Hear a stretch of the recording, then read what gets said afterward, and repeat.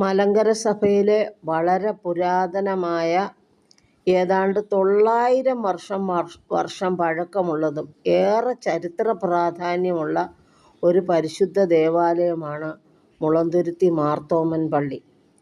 ഇതിനെ ചരിത്ര പ്രാധാന്യമുള്ളതാക്കുന്നതിലെ ഒരു പ്രധാന സംഭവമാണ് 1876 പരിശുദ്ധ പത്രോസ് തൃതീയൻ പാത്രിക്കീസ് ബാവായാൽ വിളിച്ചു ചേർക്കപ്പെട്ട മുളന്തുരുത്തി സുന്നഹദോസ്.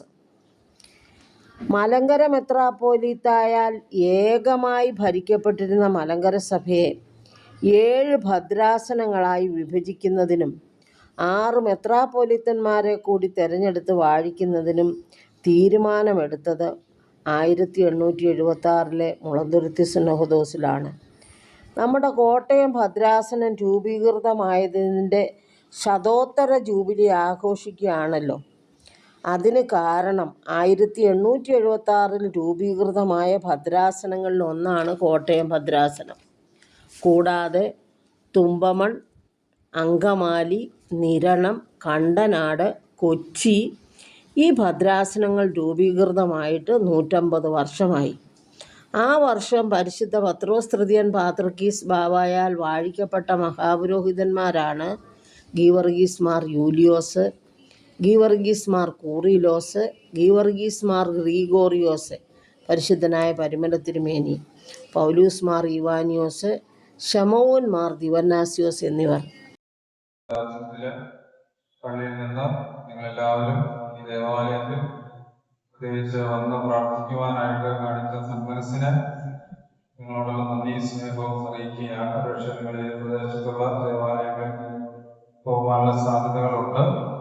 പ്രത്യേകിച്ച് ഈ പള്ളി മുളന്തുരുത്തി മാർത്തോമൻ പള്ളി പരിചയപ്പെടുത്തേണ്ട ആവശ്യമില്ല. മലങ്കര സഭയുടെ ചരിത്രത്തിലെ അതിപ്രധാനമായിരിക്കുന്ന ഒരു ദേവാലയമാണ്. ഈ മുളന്തുരുത്തി ദേശത്ത് ഒരു ആരാധനാ സമൂഹം സ്ഥാപിതമായിട്ട് ഈ വർഷം ഏകദേശം 900 വർഷങ്ങൾ 9 നൂറ്റാണ്ടുകൾ പൂർത്തിയാകുന്ന അതാണ് 2025-26 എന്ന് പറയുന്നത്. നിങ്ങൾ കേട്ടതുപോലെ മലങ്കര സുറിയാനി ക്രിസ്ത്യാനി അസോസിയേഷൻ ഓഗസ്റ്റ് മാസം 27-ാം തീയതി ഇവിടെ വെച്ചാണ് ഇവിടെയും വെട്ടിക്കൻ ദേവാലയമായിട്ടാണ് ചേരുന്നത് എന്നുള്ള കാര്യം നിങ്ങളെല്ലാവരും അറിഞ്ഞു കാണും. പരിശുദ്ധനായ പരിമല തിരുമേനിയുടെ മാതൃ ഇടവകയാണ്. അദ്ദേഹം ശമാശനായി ശുശ്രൂഷിക്കുകയും പട്ടക്കാരനായും കൽപ്പട്ടക്കാരനായും ഒക്കെ വിശുദ്ധ ബലി അർപ്പിച്ച സ്ഥലമാണ്. അനേക വർഷം 50 വർഷത്തിൽ കൂടുതലായി അദ്ദേഹത്തിന്റെ ഈ ലോക ജീവിതത്തിൽ 54 വയസ്സുള്ള അദ്ദേഹത്തിന്റെ ആയുസ്സിൽ പകുതിയോടടുത്ത് ജീവിച്ചത് മുളന്തുരുത്തിയിലും വെട്ടിക്കൽ ദേവാലയമായിട്ടാണ് എന്നുള്ള കാര്യം പ്രത്യേകമായിട്ട് ഓർക്കണം. ഇവിടെ ഈ വിശുദ്ധ മദ്ബായിൽ വെച്ചാണ് തിരുമേനി റമ്പാൻ സ്ഥാനം സ്വീകരിക്കുകയും തുടർന്ന് പരിമല സെമിനാരിയിലേക്ക് പോവുകയും ചെയ്തത് എന്നുള്ള കാര്യം ചരിത്രം വളരെ വ്യക്തമായി രേഖപ്പെടുത്തുന്നതാണ്. മുളന്തുരുത്തി സുന്നഹദോസ് ചേർന്നിട്ട് 150 വർഷം ഈ 2026 പൂർത്തിയാവുകയാണ്. ഈ ദേവാലയത്തിലാണ് മുളന്തുരുത്തി സുന്നഹദോസ് നടന്നത്.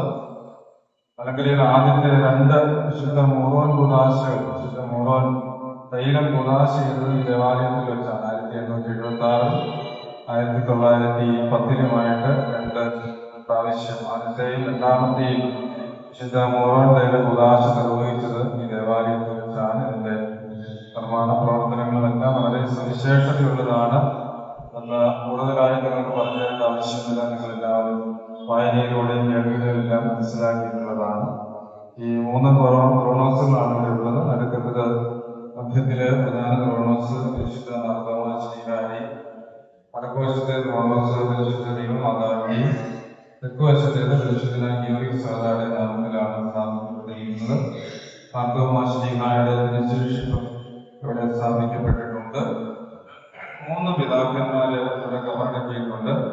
വിശുദ്ധ മദ്ബായുടെ തെക്കുവശത്തായിട്ട് നായിക്കൊള്ളാമാർ ഇവാനിയോസ് പിതാവ്, വടക്കുവശത്ത് യൂഹാനൻ മാർ ഗ്രിഗോറിയോസ് യെരുശലേമിലെ മെത്രാപ്പോലീത്ത, അതുപോലെ പള്ളിയുടെ പുറത്ത് കോർണറിലായിട്ട് പരിമല തിരുമേനിയുടെ ഗുരു കൂടിയായ യൂഹാനൻ മാർ കൂറിലോസ് പിതാവിന്റെ കബറിടമുണ്ട്.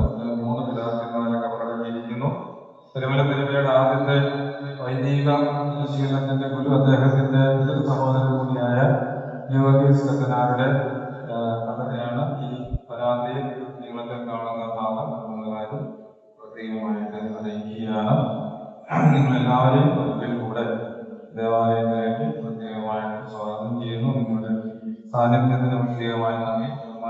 സോണിയച്ചൻ ഞങ്ങളുടെ വൈദിക സെമിനാരിയിൽ പുതിയ കാലഘട്ടത്തിൽ എൻ്റെ ഇളയ സഹോദരനായി പഠിച്ചതാണ്.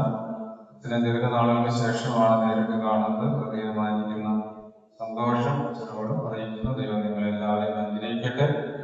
വിശുദ്ധ കുർബാന അർപ്പിക്കുവാൻ സഭ കൽപ്പിക്കപ്പെട്ടിട്ടുള്ള എല്ലാ ദിവസങ്ങളിലും ഒരു വിശുദ്ധ കുർബാനയിൽ നിന്നും വിശുദ്ധ കുർബാന ഇപ്പോൾ കഴിഞ്ഞതേയുള്ളൂ. എല്ലാ ദിവസവും സന്ധ്യാ നമസ്കാരം കൃത്യമായിട്ടുണ്ടായിരിക്കും. അതേ നോമ്പിലെ 3 നോമ്പിലെ ദിവസങ്ങളിൽ രാത്രി പ്രഭാത നമസ്കാരങ്ങളും ഉച്ചയ്ക്ക് മധ്യാഹ്ന നമസ്കാരം, വൈകിട്ട് സന്ധ്യാ നമസ്കാരം ഉണ്ടായിരിക്കും. നിത്യവും രാവിലെയും വൈകിട്ടും ആരാധന നടക്കുന്ന, മുടങ്ങാതെ നടക്കുന്ന ഒരു ദേവാലയമാണ് ഈ പള്ളി എന്നുള്ള കാര്യം കൂടെ നിങ്ങളുടെ ശ്രദ്ധയിലേക്ക് കൊണ്ടുവരും. തീർച്ചയായിട്ടും പരിശുദ്ധനായ മാർത്തോമാ ശ്ലീഹായുടെ മധ്യസ്ഥത നമുക്കൊക്കെയും അനുഗ്രഹമായി തീരട്ടെ എന്ന് പ്രാർത്ഥിക്കുന്നു.